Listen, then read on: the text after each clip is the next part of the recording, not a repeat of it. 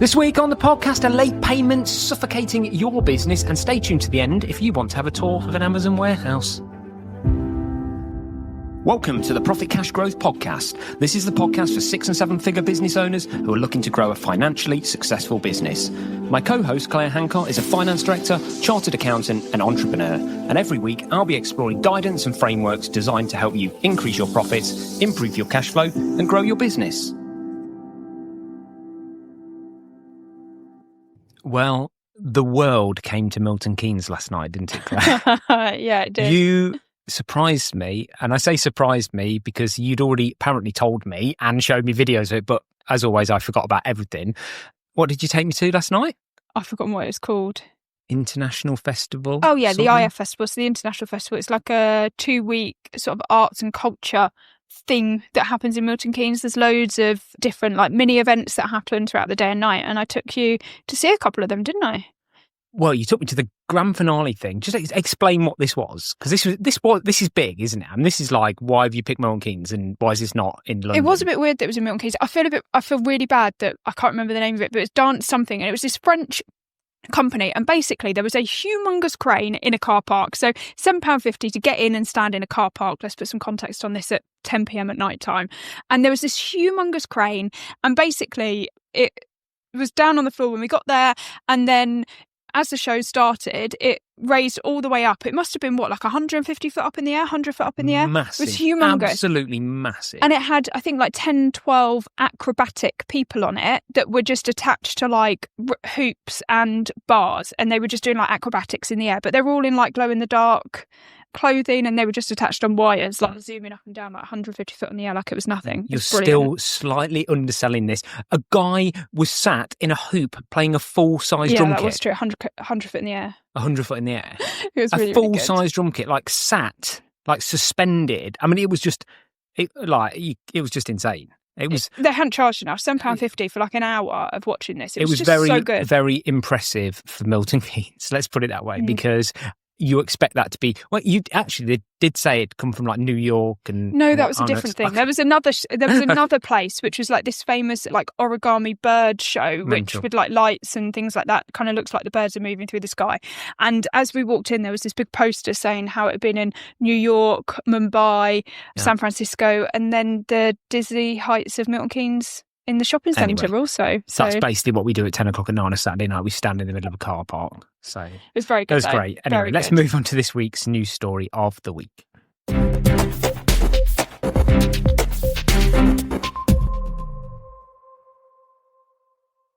So this week, Claire, we're going to talk about a piece of legislation that the Labour government is doing called the Companies Regulations 2025. You're going to start bit around this was initially in their manifesto, was it? Yeah, so the reason this caught my eyes, we're obviously not very happy with Labour. I think anybody listening to this will agree.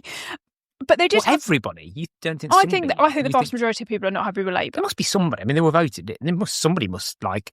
They weren't voted. Want to do the policies they're doing. Not to get into it. Personally, we're not very happy with Labour, and I think most of our audience would agree with that. But in their manifesto, they had something that said that they want to take action, and I'm quoting this, they want to take action on late payments to ensure small businesses and the self-employed are paid on time. Yeah. That was something that was specifically written in their manifesto. Now, for those people that are not very geeky about politics, when something is written in the manifesto, it means that should legislation be brought to the House of Commons and then go through to the House of Lords, generally it passes. Yeah. Because it's felt that it's what the general public voted for. Yeah. Therefore, it generally doesn't get any objections once it goes through. So as soon as Labour brings some legislation around this, we expect it to be passed, which is very good news. But the news story has hit the news recently, and The Guardian, The Times, The Telegraph, all of the big newspapers picked it up saying that, we're putting this out there like this was new legislation that was coming out. And it made me a little bit angry, actually, because there was some legislation launched in 2017 called the Late Payment Practice Reporting. Sorry, not the late, it was called Payment Practice Reporting. And basically that mandated that large companies have to publish information about how quickly they pay their suppliers, what proportion of their bills they pay late versus on time, and what their standard payment terms are. Yeah. So that legislation already exists. You can go and search on any big company. So basically, if they publish their P&L in the public domain, chances are they're also subject to payment practice reporting. So you can go and check out Tesco's, you can go and check out Uber, any of these big companies, just go and have a look on it's a government website that you search on. So the Labour government then launched a review in September last year to have a look at this and why it wasn't working and what the problems were for businesses. And now it's sort of, I think maybe they're a bit stuck for business-friendly news, and it's kind of back in the news a little bit that something's coming. But I'm at a bit of a miss to see what they are going to launch, because the only thing that seems to be in the news at the moment is that they're going to make it mandatory for businesses to report on this information. I'm like, that already exists. We already have that legislation. And I'm just not sure, when these big businesses, to really dumb this down, because I think I've listened to you speak for about 10 minutes and I don't really understand the issue. So I'm just going to break this down for people. Basically, when you take suppliers like Tesco bully their smaller suppliers, don't they?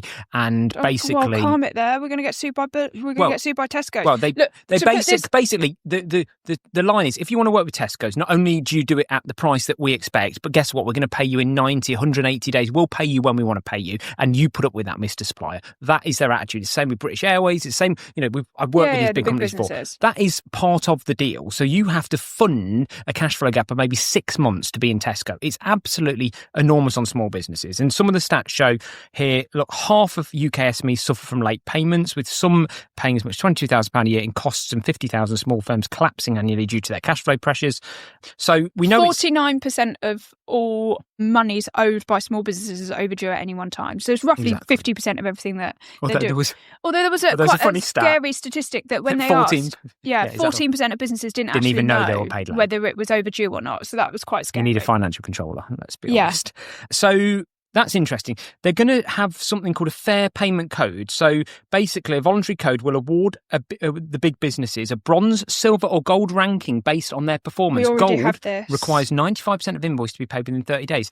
Again, we already exist. They're just digging up existing news then. We already have this as a voluntary code that people can sign up to, and you can then use the logo and put it on your website. But even then, that classes late payment as anything over 80 days. Yeah. Now, 80 days is crippling for small businesses. Mm-hmm. So, it really, I feel like we're hitting these big businesses and saying, 80 days would be reasonable. In the world of big business, a big business paying a big business, yes, 80 days, not that bad. But as soon as you put a small business into the equation, 80 days is crippling. And that is not okay. The problem is with this type of legislation is that it's kind of, yes, you're going to publish that, but I think what will happen, the big businesses will just publish and bury in their annual reports that, we pay people on an average of 97 days. And it's just like, so what? Like, if you want to be on Tesco shelves, that's the price you pay. There's a price to everything, yeah. There's no need to I don't think they're going to need to improve their payment, because people need Tesco because they have a huge amount of the retail market. So basically it's a piece of legislation that doesn't really work, isn't it? I think it's just not pragmatically going to work. Like, if I'm Tesco, why do I care? The difficulty is that they've already got legislation, particularly around local councils, for example. There's legislation around like local councils and schools and things like that, and the timing that they should be paying people, it should be 30 days. That never happens. I've got loads of customers that work with government organisations and they don't pay on time, and there is specific legislation in place. So we do have a problem in this country. In fact, if you go to a lot of other European countries, when you pay late, it's incredibly frowned upon. Payment terms isn't even a conversation that happens in a lot of European countries. It is just either 30 or 30 days end of month, and there's nothing else. So the fact that we have this culture in the UK where payment terms is something that's negotiated as part of the contract is what the problem is. It's so not that we need legislation. Yeah, the problem is this isn't the way. They either just make it law that it's law to pay in that amount of time. It's not. Do you know what I think about this legislation? Rip it up. That's what I think about this legislation. Right, let's move on to this week's deep dive.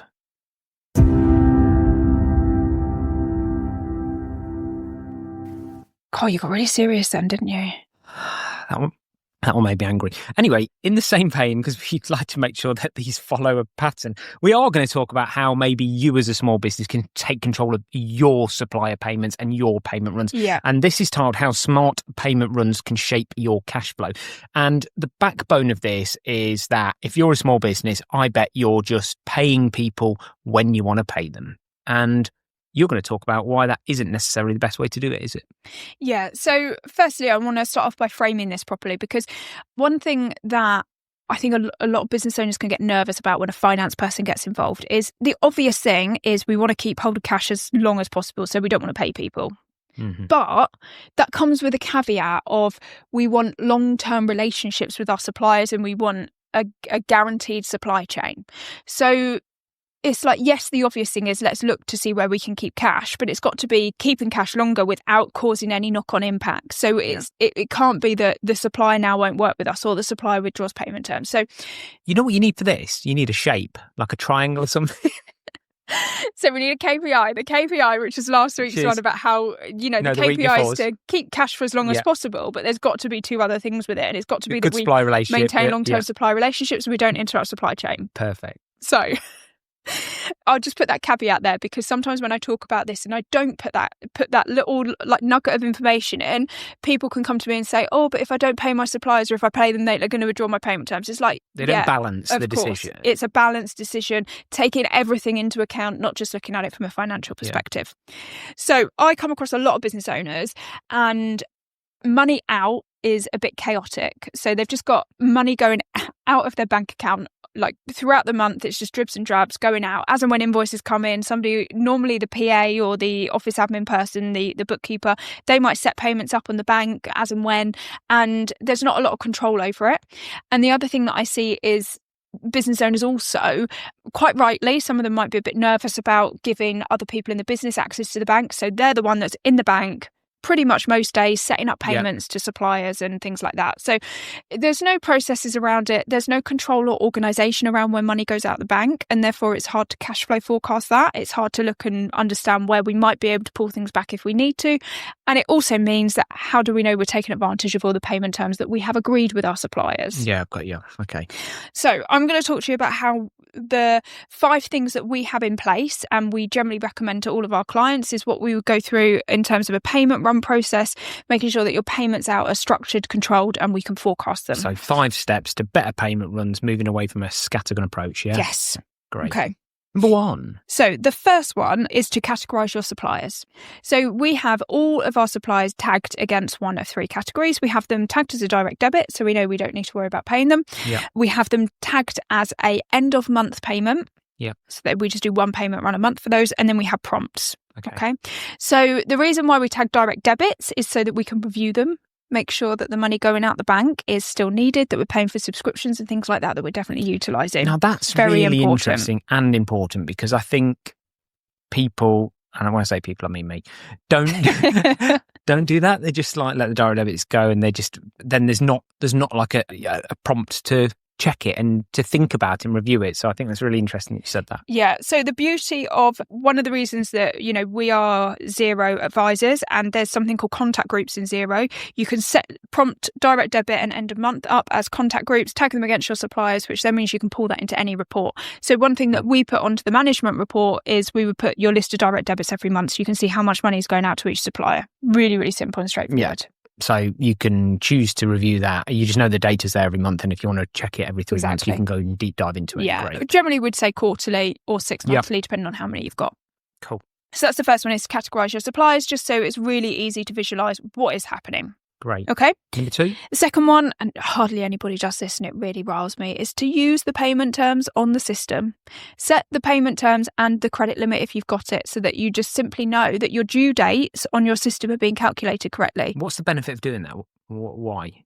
Well, how do you know when the system do? When you say system, do you mean like Xero or? Yeah, Xero, QuickBooks, whatever it is that you're using. How do you know that an invoice is due once it's on your system? So will the system then flag it? Yeah, so the system will calculate. It'll give you your invoice date and it'll give you your due date. So if you don't put the anchor date in, then it can't run you a prompt to remind you to do it. Exactly. Really? So these systems are really advanced now. You can have 30 days end of month. You can have so many days from invoice date. You can have weird and wonderful patterns in there. So is that because they've just effectively, I imagine that's like something you do when you set up the supplier on a system. You just give it its payment terms. So people are just leaving that blank. And I mean, to be honest with you, it's amazing. They should make it so, I always feel like good systems don't allow fields like that to be left blank. So Xero has a default. Okay. So you can set your default And so so you've got a catch-all. Yeah, so you've got a catch-all, and then you only need to set it on the suppliers that don't meet with that default. So if your default is 30 days end of month, then you don't need to put it in. But you would need to put it in for like your direct debits or your prompt suppliers. It'd be your prompt suppliers where you know, for example, that if I don't pay them within 7 days, they stop delivering. Or if I don't pay them within 7 days, they cause me a hassle. Those types of ones. Okay, got you. Okay, so set up the payment terms on the system and utilise the technology that's available. Okay, it's 2025 and all of the technology that you could possibly want exists. We just need to utilise it. Such a good point there, just in that one line you just said. I think I just said it was 2021 though. Yeah, you did. Did I? You're absolute mentalist. It's 2025. You meant to say it's the 21st century, I think, and like get with the times and all that. But you make a massive point, which is, and it annoys me, and I think, you're talking about in accounting system, people do this in their CRMs as well, which is, the tools are built into the system, and 9 times out of 10, the reason the system isn't giving you the information is because somebody is just bypassing it. It's garbage in, garbage out, and it's the same old thing. And it's just set it up properly, do it properly, and you get great info and you get tight, well-oiled machine. 2 things happening, which is just honestly a complete and utter waste of time. I see either people printing invoices and keeping them on their desk, and then once they're paid, they get rid of them, which is just like ridiculous. It's, we shouldn't be using paper for anything anymore. It's 2021.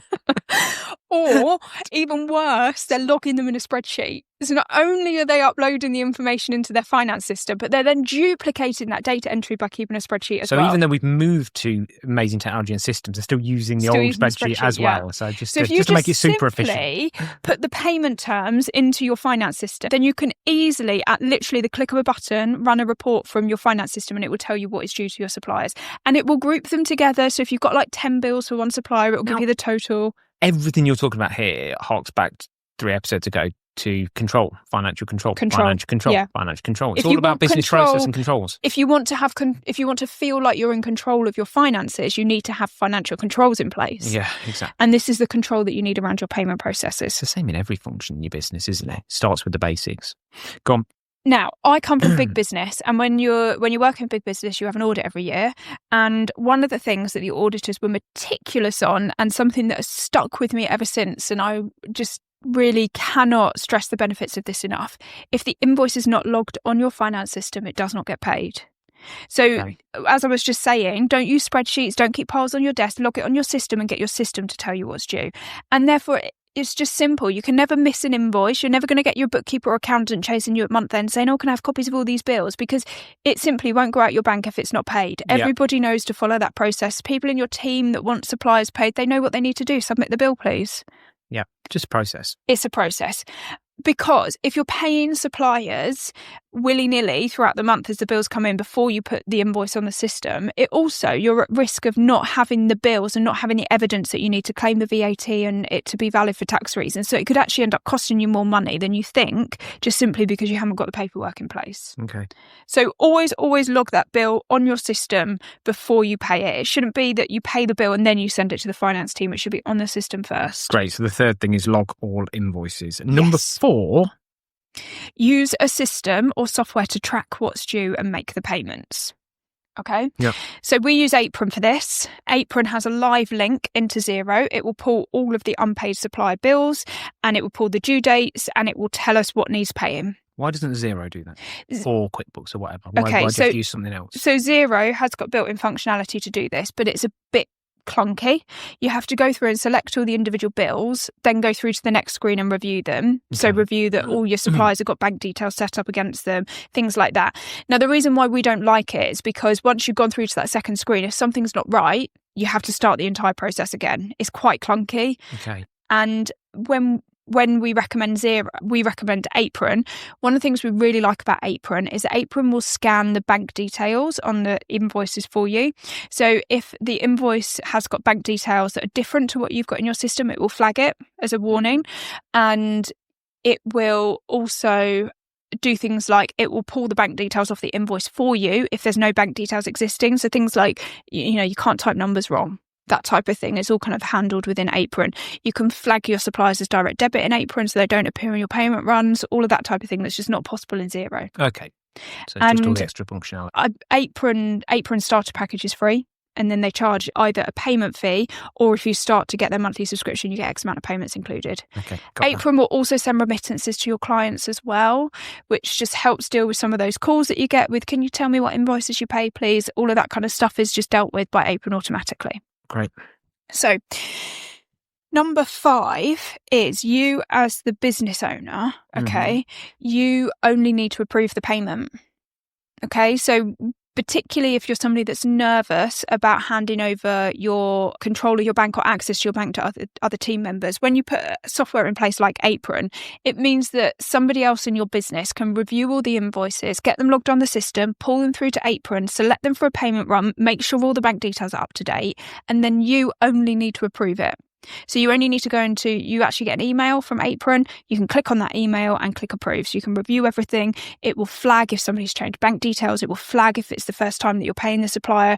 You can even look at the attachments. If you think, oh, I don't know why we're paying that supplier, you can have a look at the bill and see exactly what it's for. It's all very, very easy. But it means as the business owner, you don't need to do this, enter the bank details, set up the PA, set up the payees, all of that kind of stuff. It's just all done for you. You're just reviewing and approving, which is a big time saving.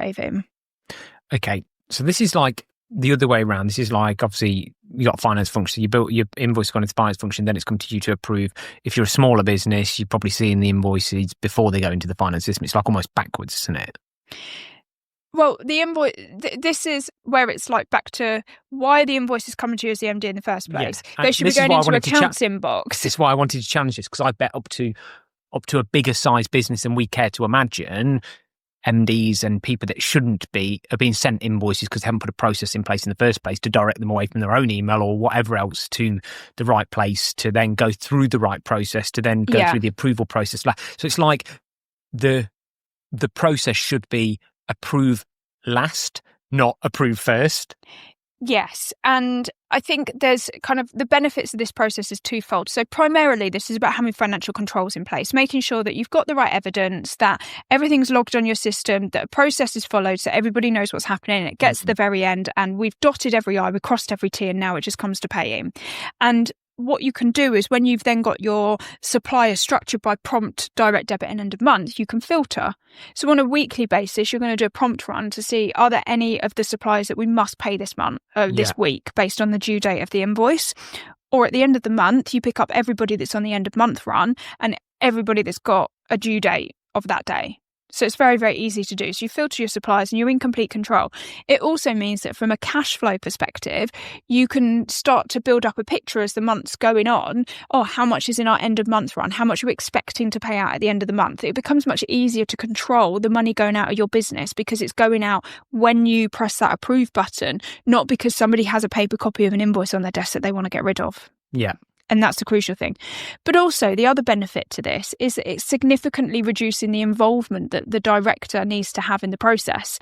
So it's freeing up their time to focus on stuff that's really adding value. They don't need to be involved in logging invoices on Xero and putting bank details against suppliers. That's not a value add that it's a bookkeeper's job. Exactly.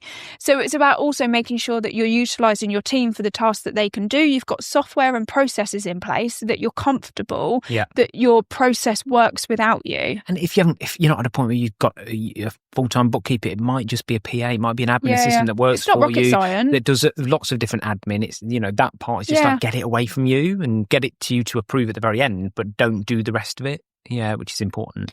So we always just map this out. We do like a visual flow chart of these are the steps that the invoice takes and these are all the things that we must have in place before it reaches that point where it gets paid.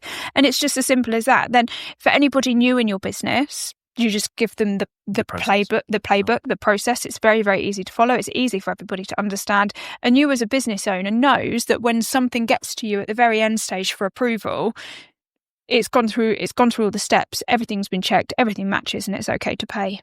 Great. Brilliant. Well, I think that's really helpful as we take our steps to becoming the next Tesco with our cash flow and payment runs. So thanks for that, Claire. And let's move on to this week's Property Cash Growth Extra, which I know you're extremely excited about.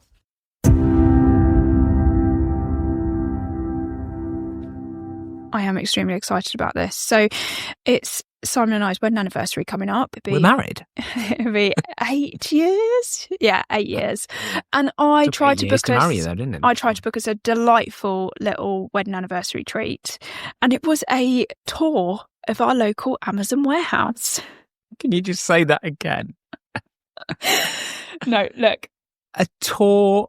You're going to take me for my wedding anniversary for a tour of our local Amazon warehouse. How interesting to go and see how they do everything. We've got a massive on that one special down the road day, though. I mean, on that special day, not knocking it might be interesting, but that particular day. Anyway, tell me a bit. Actually, it does sound like a really because they've got massive automation, all sorts, haven't they? Exactly. Yes, it does sound cool. It's a 2-hour tour. You get to go behind the scenes. You get to see how everything works. You get to literally watch how the warehouse works. And I just think fascinating. From a business perspective, you're probably going to learn a lot about how they do their processes, how they introduce automation, how they use technology. I bet we're going to come out brimming full of ideas. Why is this a profit cash growth extra? I can see people thinking, where's she going with this one? Because we ain't joining you on your wedding anniversary. But this is free. It is free at any Amazon warehouse in the UK. Hang on a minute. So not only have you picked our special day to do this, but there is no investment from you whatsoever towards my present. You've gone for whatever's free. Actually, you paid £7 to go to the Milton Keynes art thing. Look, more importantly, it's not costing me money, but it is costing me time because hang on. Your time on my anniversary. It's fully booked.